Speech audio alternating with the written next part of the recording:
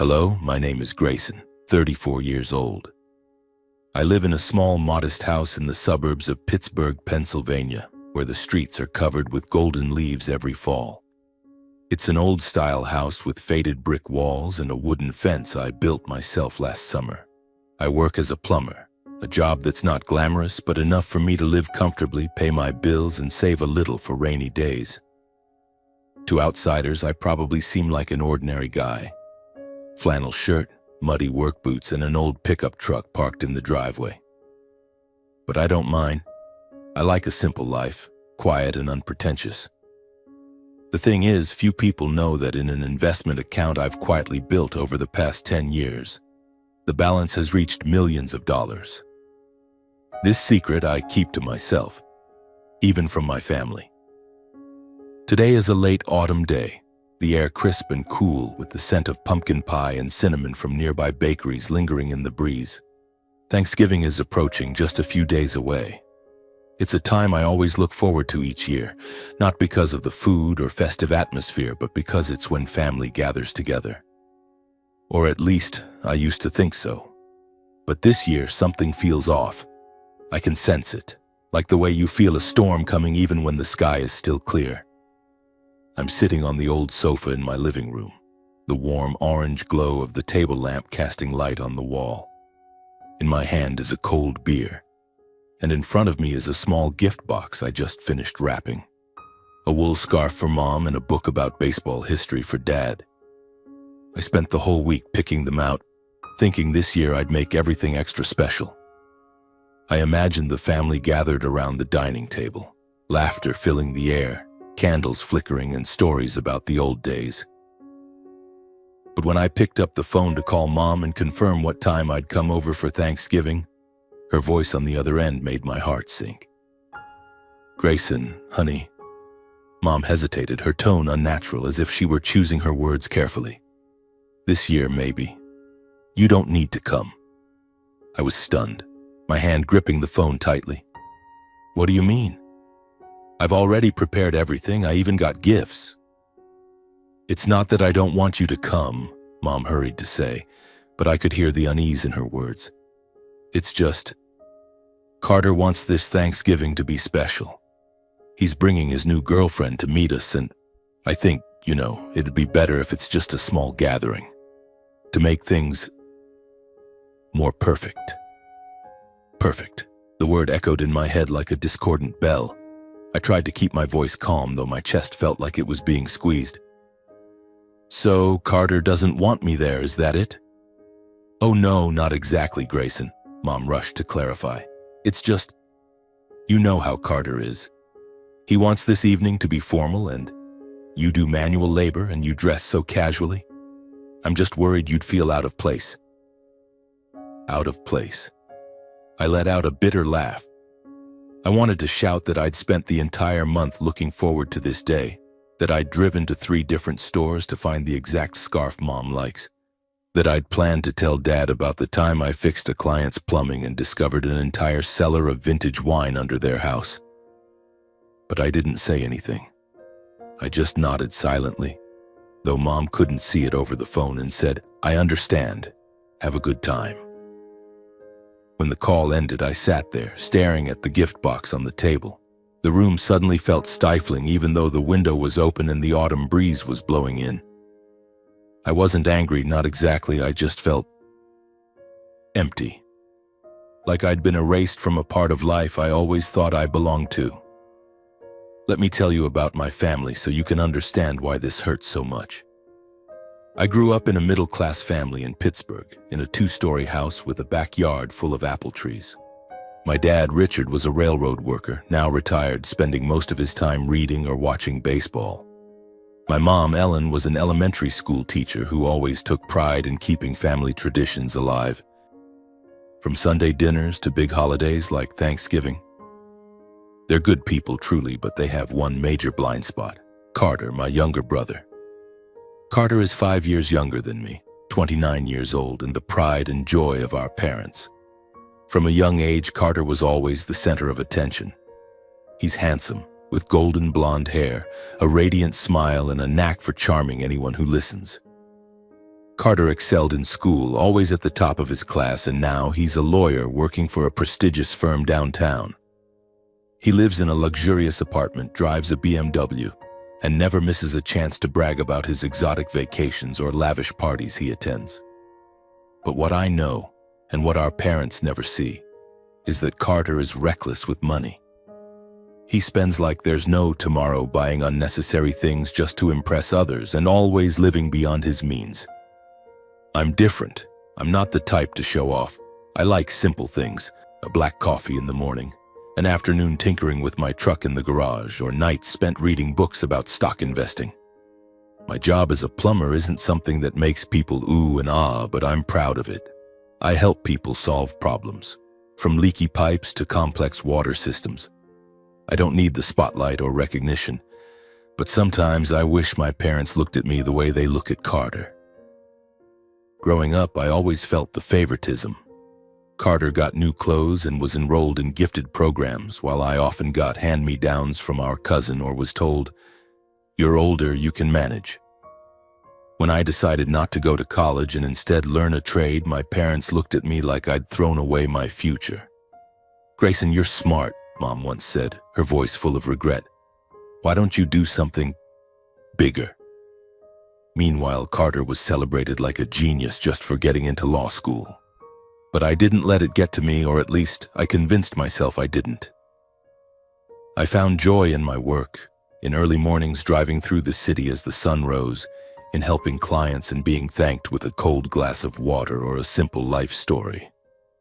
And I had a secret, something even Carter, with all his confidence and arrogance, could never suspect. That secret began 10 years ago when I met Tracy.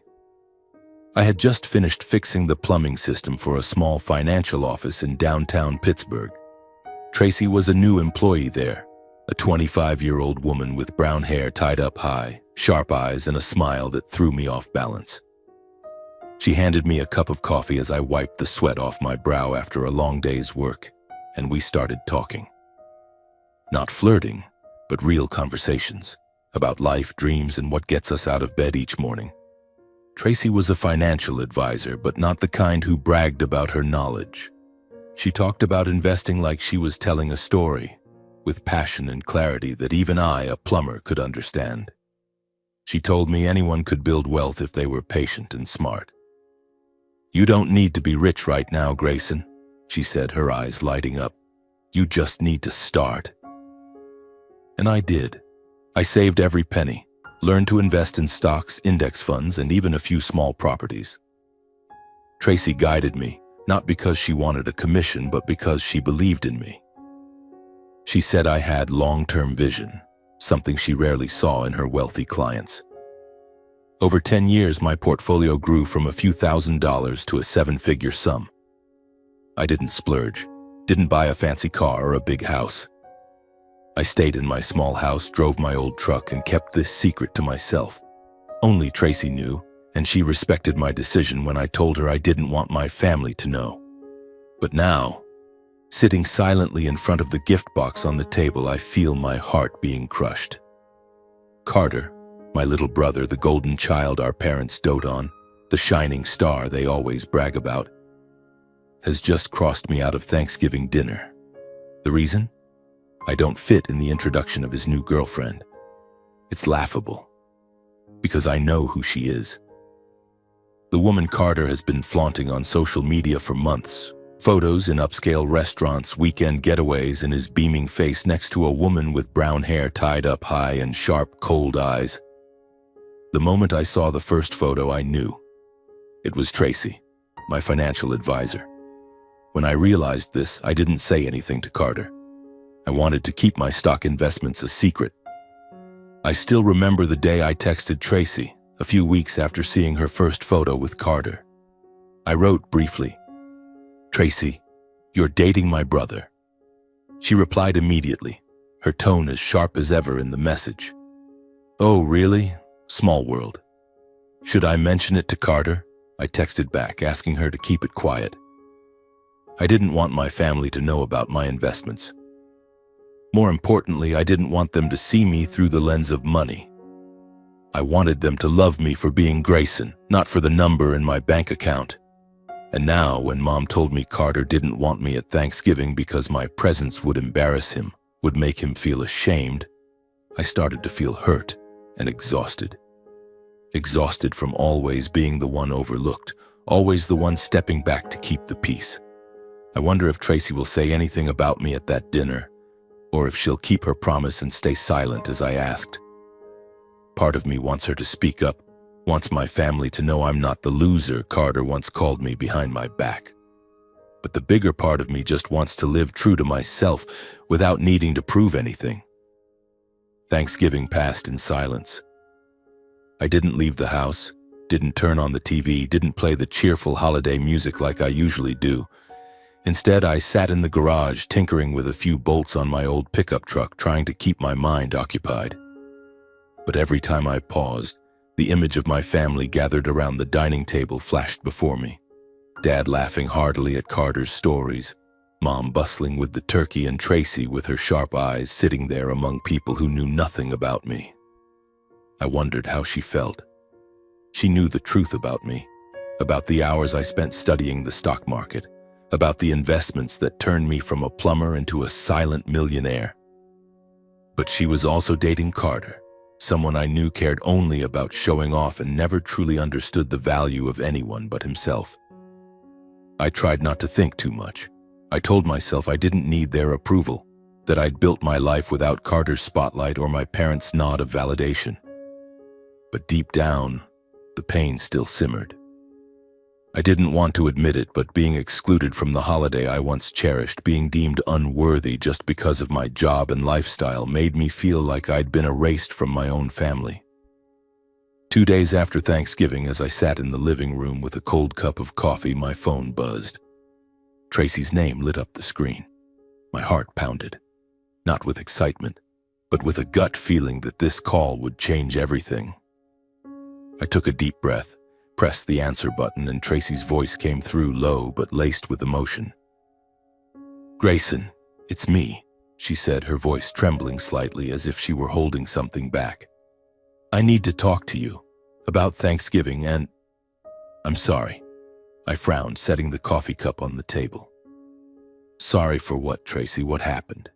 She let out a long breath, and I could picture her sitting somewhere, maybe in her small office in downtown Pittsburgh, with stacks of documents and light streaming through the window onto her brown hair. "I broke your promise," she said, her voice dropping. I told your family about you, about your investments, about everything you've accomplished. I couldn't stay silent anymore, Grayson, not after what they said about you." Her words hit me like a punch to the chest. I didn't know how to feel, angry that my secret had been exposed or relieved that the truth was finally out. "Hold on, Tracy," I said, trying to keep my voice steady. "What did they say? What happened there?" Tracy paused, as if piecing together her memories. Then she began to tell me, and each word she spoke felt like a knife, but also like a ray of light piercing the darkness in my heart. "Carter wasn't just bragging about himself," Tracy said, her voice tinged with disgust. "He started talking about you, Grayson, and not in a kind way. He called you a loser. He said you were a plumber with no future, that you were an embarrassment to the family, and that you'd never amount to anything big. He laughed like it was a joke, but your parents, they didn't stop him. Your mom even nodded, saying something about how you chose the wrong path. Your dad just stayed quiet, but he didn't object." I gripped the phone tightly, feeling like the blood in my veins was boiling. I knew Carter always looked down on me, but hearing Tracy recount it, hearing how he turned me into a punchline on the holiday I once loved, made me feel betrayed. "What else did they say?" I asked, my voice hoarse. Tracy sighed. "Carter kept going. He said you were the reason the family couldn't shine in the eyes of his friends. He said you didn't deserve to be invited, that your presence would ruin the atmosphere. And then your mom said, 'Yeah, maybe it's for the best. Grayson will understand.' I was sitting there, Grayson, and I felt like I was going to explode. I couldn't believe they were treating you like that, especially when I know the truth about you." I closed my eyes, trying to breathe evenly. So what did you do? I didn't plan to say anything, Tracy admitted. I promised you I'd keep your investments a secret. But when Carter kept talking, when your parents agreed with him, I couldn't take it anymore. I stood up right in the middle of dinner and I said, "You're all wrong about Grayson. He's not a loser. He's one of the smartest people I've ever known." I could picture the scene. Tracy with her eyes blazing, her voice sharp, standing at the table while my family sat in stunned silence. She continued, "I told them you'd built $1 million investment portfolio. I listed your investments, tech stocks, index funds, real estate.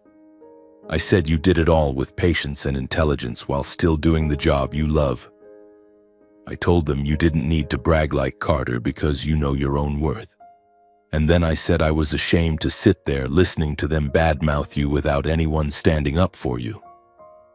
I let out a laugh, a mix of amazement and bitterness. "Tracy, you really said all that?" "And more," she said, her voice softening slightly as if she were smiling.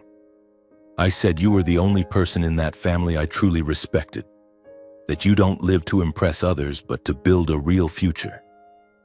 Carter was stunned, Grayson. He dropped his wine glass. "Your mom tried to say something like, 'How do you know this?' But I didn't answer. I just apologized for interrupting dinner and left. I couldn't stay there another minute."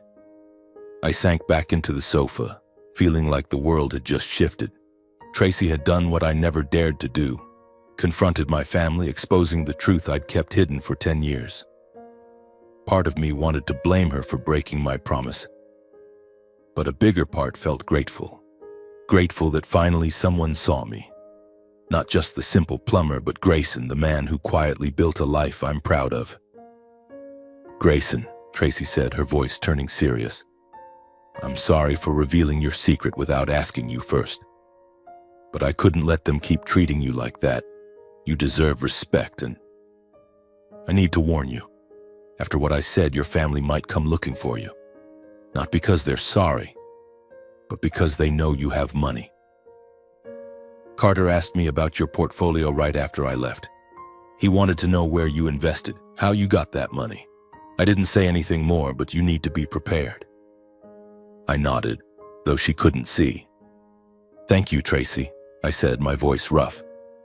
"Thank you for speaking up, and thank you for seeing me." She gave a soft laugh, but I could hear the exhaustion in her voice. "You don't need to thank me, Grayson. You're the one who did all that. I just told the truth." When the call ended, I sat there, staring out the window. The golden leaves were still falling, but they no longer carried the same melancholy. Instead, I felt a small flame ignite inside me. Not anger, but determination. Tracy had opened a door I'd kept locked for too long, and I knew from now on things would be different. The days following Tracy's call, I tried to maintain my normal routine. I still woke up at 5 in the morning, brewed black coffee, and drove my old pickup truck to plumbing jobs across Pittsburgh. Work kept me focused, kept me from dwelling too much on what Tracy had told me, on how my family mocked me during Thanksgiving. But every time I sat down to eat dinner alone in my small house, I couldn't stop the questions from flooding my mind. Were my parents truly ashamed of me?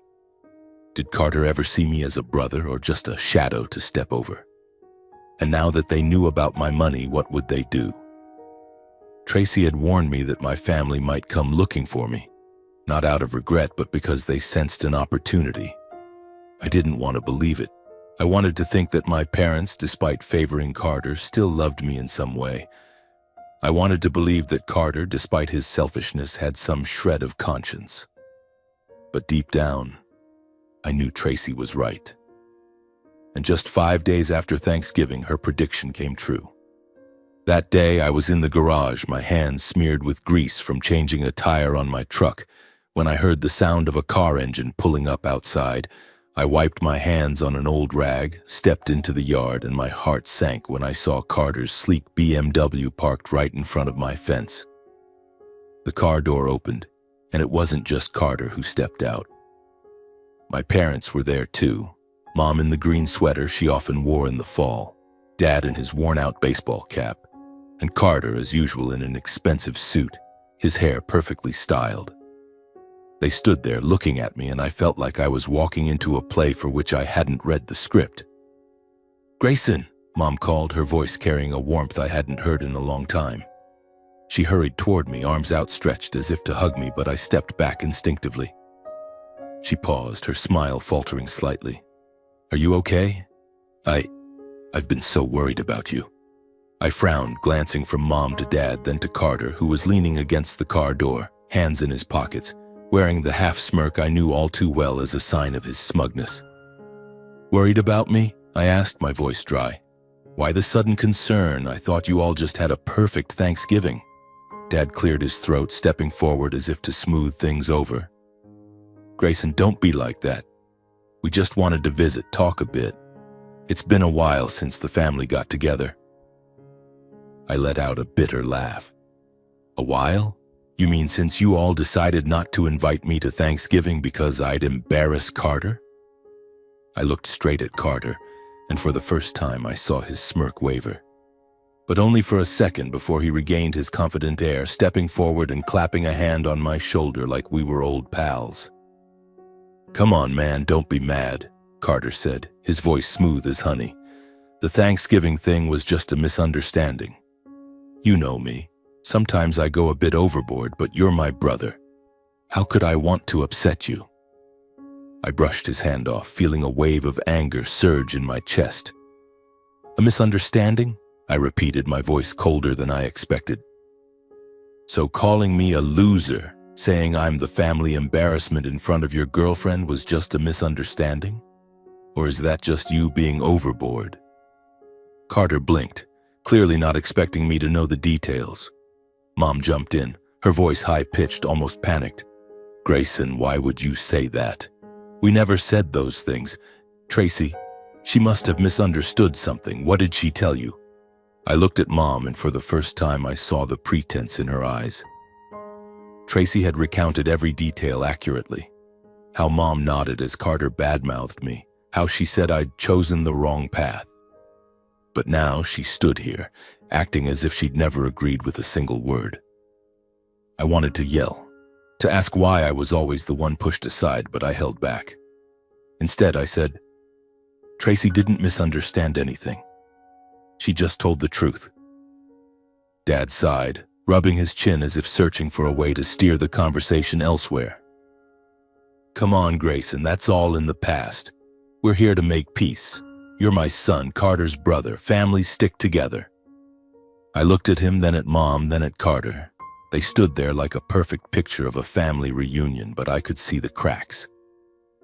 They weren't here out of remorse.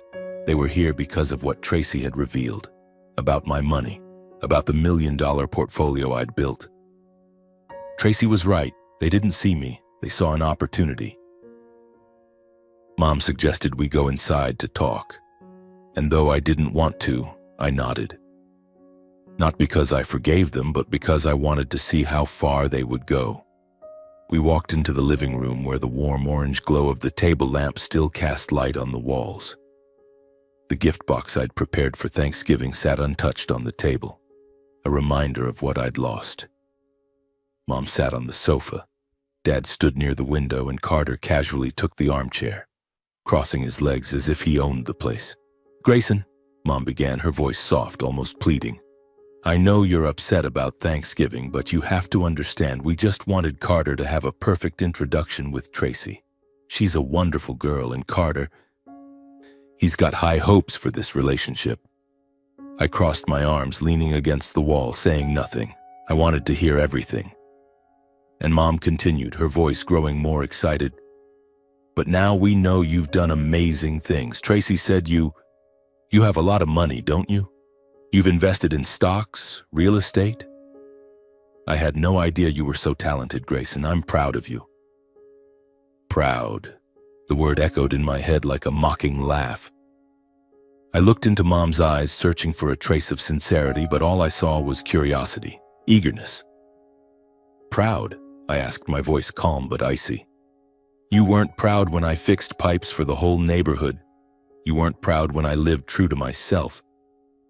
But now, when you hear about money, you're suddenly proud? Mom blinked, her lips pressing together. That's not what I meant, Grayson. Carter cut in, his voice smooth, like a lawyer negotiating. Listen, man, we're not here to fight. You've done some big things, seriously. I'm impressed. But think about it. If you're that good, why not help your family out a bit? I've got some big investment projects, but I need more capital. If you're up for it, we could work together. You put in the money, I manage it, and we both win. It'll bring the family closer. I looked at Carter, and for the first time I saw him for what he was, a contemptible opportunist. He wasn't here to apologize. He was here to exploit me. I thought about all the years I'd stepped aside when I shared my toys with him as a kid, when I worked extra hours to help pay for his college tuition, when I stayed silent every time he belittled me. But now, I wasn't that Grayson anymore. No deal, I said, my voice firm without a hint of hesitation. Carter frowned, clearly unaccustomed to being refused. Come on, don't be selfish, he said. Family comes first, right? Before I could respond, Dad stepped forward, raising a hand as if to stop me. Grayson, that's enough. Carter's just trying to make peace. You need to learn to forgive. Forgive? I repeated, looking straight at Dad. You want me to forgive being excluded from Thanksgiving? Forgive being called a loser in front of Carter's girlfriend? Forgive the fact that you and Mom never once took my side? The living room fell silent. Mom bowed her head, her hands clutching a tissue tightly. Dad sighed, looking out the window. Carter stood up, his face flushed, pointing at me. Who do you think you are, Grayson? Just because you've got some dirty money from stocks, you think you're better than me? You're still just a plumber living in this dump of a house. Don't act like you can stand there and judge us. I didn't flinch. I looked at Carter and I no longer felt anger, just a deep exhaustion. You're right, Carter, I said, my voice steady. I'm a plumber. I live in this house, but I'm proud that I built everything myself without stepping on anyone. And you? What do you have besides the things you flaunt online? A job you don't love? A lifestyle you can't afford? Carter opened his mouth but didn't continue. I turned to my parents, my voice softening but still resolute. I love you both, I really do. But I can't keep doing this. I wanted a real family, but you only came here when you thought I had something to offer. If you can't love me for being Grayson, then I'm done. I need to live for myself. Mom cried, but I wasn't sure if it was out of regret or because she knew I meant it. Dad shook his head, muttering something about me being stubborn. Carter clenched his fists and stormed toward the door. You'll regret this day, Grayson, he said, his voice dripping with resentment. You think you've won, but you're just isolating yourself. They left, leaving me standing alone in the living room. The sound of the BMW's engine faded and I heard the rustle of dry leaves outside. I sat on the sofa looking at the gift box still on the table and felt a strange sense of relief. I was heartbroken, yes, but for the first time in my life I felt free, unburdened by my family's expectations, no longer weighed down by their favoritism. I closed my eyes, took a deep breath, and told myself I wouldn't go back, never again. The next day I returned to work, fixing a leaky pipe at an elderly woman's house on Elm Street, then driving through downtown Pittsburgh to check a water system for a small office. Work kept me busy, but my mind kept circling back to Tracy's call. She had stood up for me despite her promise to keep my secret. She saw me in a way my family never had. I wondered how she was doing, whether she regretted stirring things up at Carter's dinner. And then, as if she could read my thoughts, my phone buzzed that evening. Grayson, it's me. Tracy's voice came through, gentle but firm. You okay? I heard from Carter. Your family came to your house. I sat down on the sofa, gripping the phone tightly. I'm fine, I guess. They showed up like you warned, but not to apologize. They wanted money, Tracy. Carter talked about investment partnerships and my parents reminded me that family comes first. I told them to leave. Tracy sighed on the other end, and I could picture her shaking her head, her high-tied brown hair swaying. I'm not surprised. Carter, he doesn't change. And that's why I'm calling. I wanted you to know I broke up with him. Her words hit like a bolt of lightning. Not because I hadn't expected it, but because it happened sooner than I thought. Broke up? When? Why? She gave a soft laugh tinged with exhaustion. Just yesterday. I couldn't keep dating someone like Carter. He's selfish, only caring about showing off and using people. I saw how he treated you, how he talked about you behind your back. And yesterday, when he called me, there was no remorse, no apology. And I knew I couldn't be with him for life. I fell silent, not because I didn't know what to say, but because I was processing her words. Tracy, the sharp, intelligent woman who helped me build my financial future, had chosen to leave Carter, not just for herself, but for the values she believed in. Are you sure? I asked, my voice hoarse. I mean, Carter's the kind of guy a lot of women dream about. Good job, nice car, flashy lifestyle. Tracy laughed, this time a real laugh. Grayson, you think I care about that stuff? I'm a financial advisor. I see tons of guys like Carter living beyond their means, buying attention with borrowed money. But you're different. You're real. You work hard and you don't need to prove anything to anyone. That's what I respect. My heart pounded, not because I was fantasizing about anything, but because for the first time in my life I felt truly seen, not for the money I had, but for who I was. Thank you, Tracy, I said, my voice softening. I don't know what to say. Don't say anything, she replied, but if you're free, meet me at the coffee shop on Forbes tomorrow. I want to talk, not about stocks or Carter, just talk. I smiled, the first real smile in days. Sure. The meeting at the coffee shop marked a new beginning. The shop sat on a quiet street corner with large glass windows overlooking the road.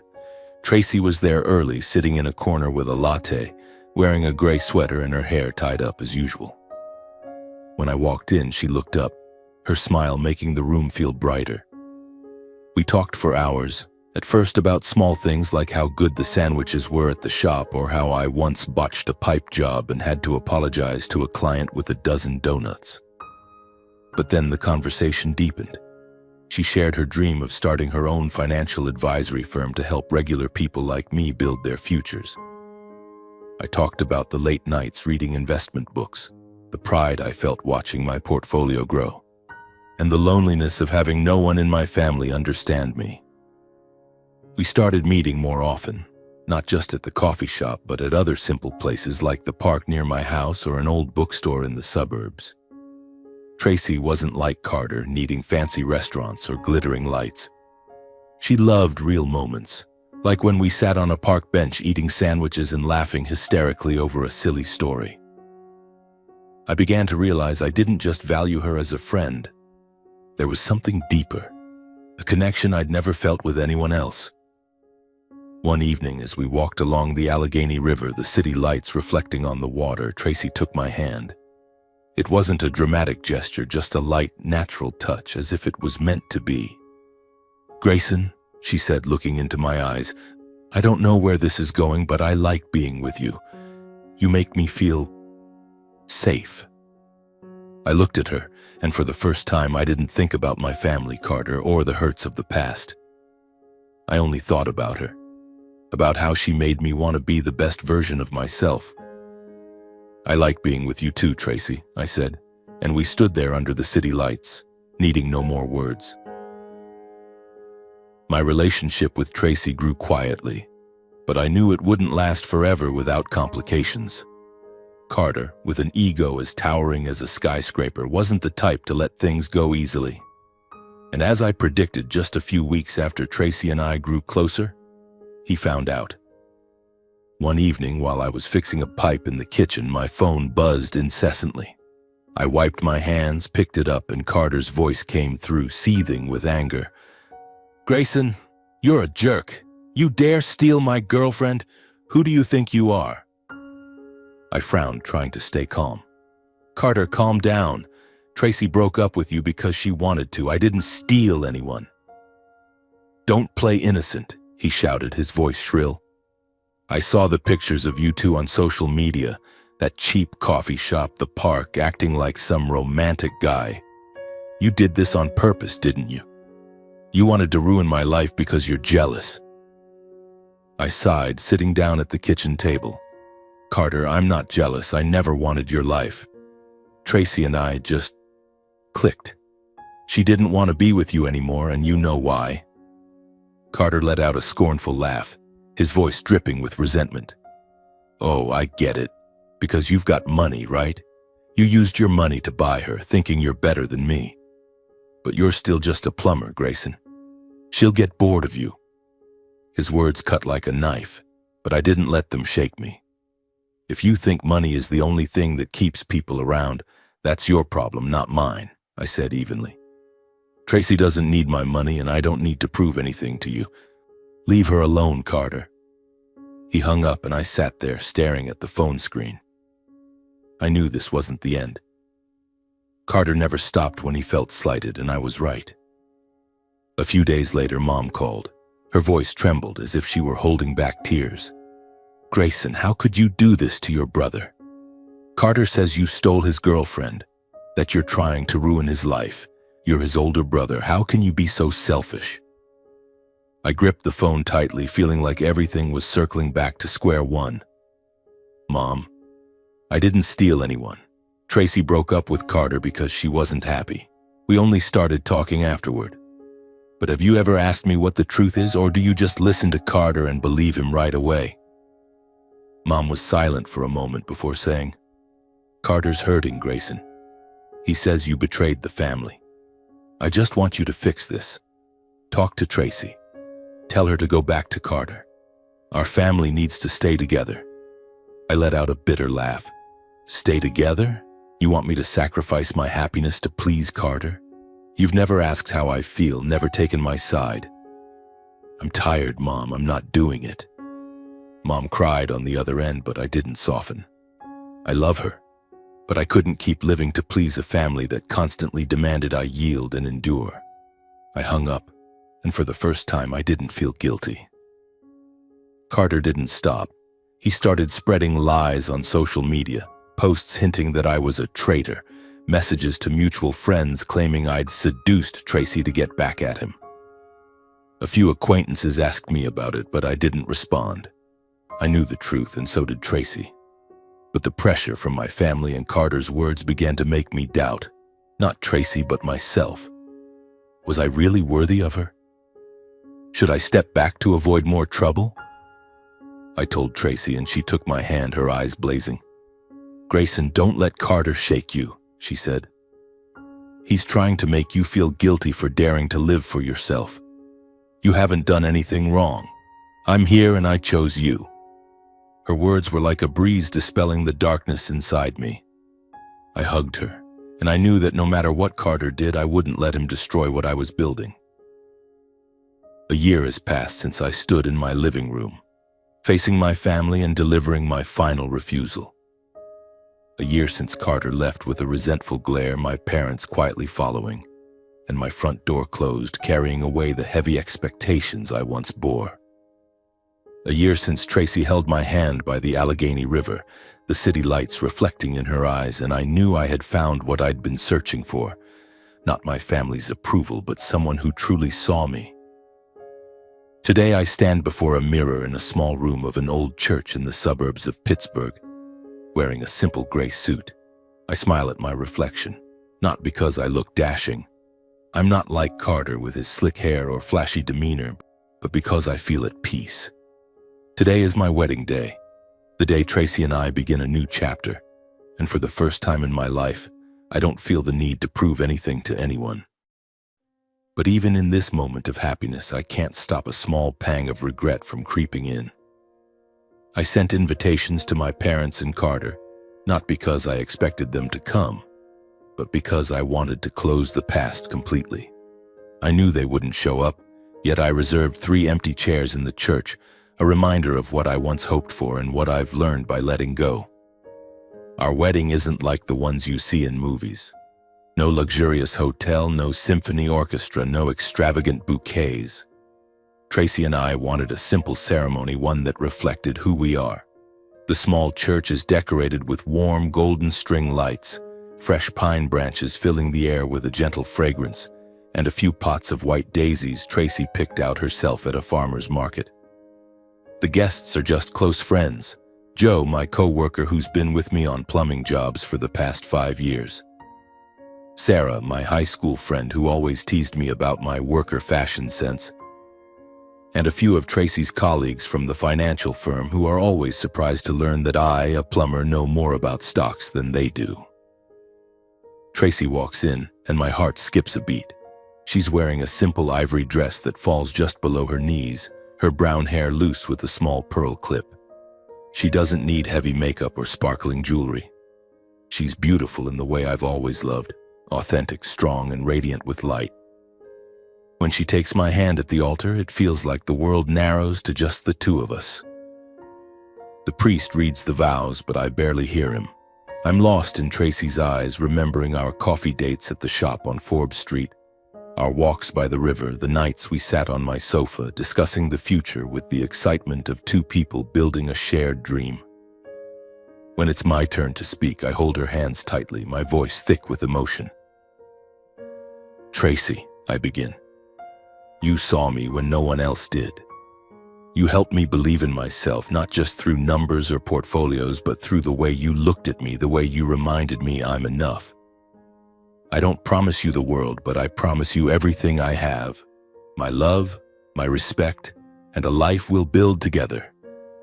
Tracy smiles, her eyes shimmering with tears. Grayson, she replies, her voice soft but steady. You taught me that happiness isn't found in flashy things, but in real moments. I choose you not for who you are on paper, but because you're the best man I've ever known. I promise to stand by you no matter what comes. We exchange rings, simple silver bands, no gemstones, but carrying our promises.